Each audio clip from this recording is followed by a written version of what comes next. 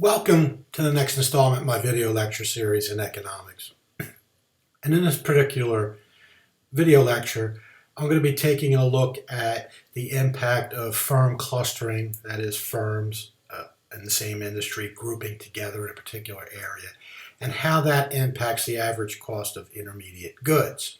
That is the goods that they are producing and using as an input in the production process. And this particular video lecture is for my urban economics course, chapter 3, and it particularly relates to figure 3.1.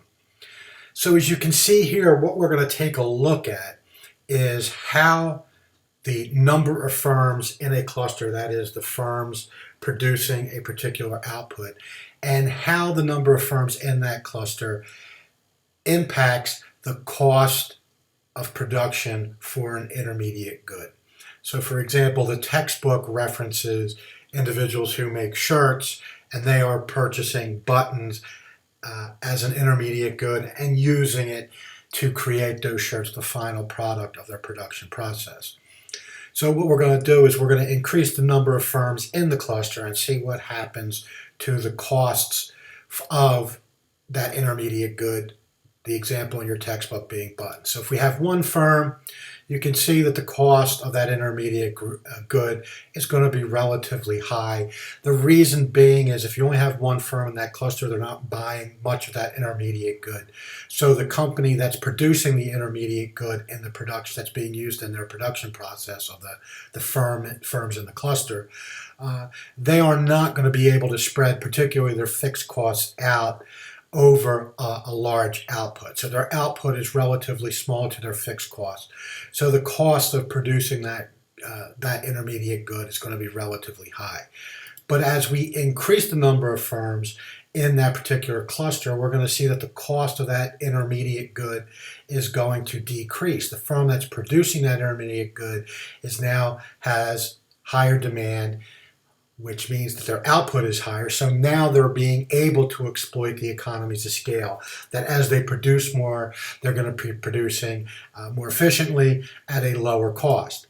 So we can add a third firm, and as you can see here, the cost again decreases with the third firm because the producer of the intermediate good has higher levels of output, so they can spread those fixed costs out over a larger level of output. If we go up to a fourth firm in the cluster, we can see that the cost of that intermediate good falls again, and we're going to stop here at the fifth one, and you can see that the cost decreases. And if we connect all those points, we can see that the average cost, or the cost per each of those intermediate goods, the example being buttons and the firms in the cluster being firms that produce shirts, as the number of clusters increase, the firm that's producing the intermediate good further and further as more firms enter the marketplace, are better able to exploit economies of scale.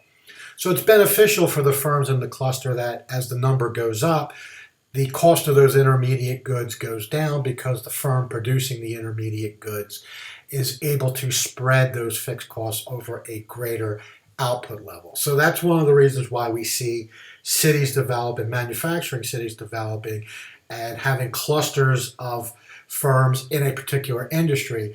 It's due to the fact that it's beneficial to have a number of firms in this particular cluster because it has a tendency to lower the cost of those inputs, because the firm that provides that intermediate good is able to exploit economies of scale, and it is able to produce those items at a lower cost.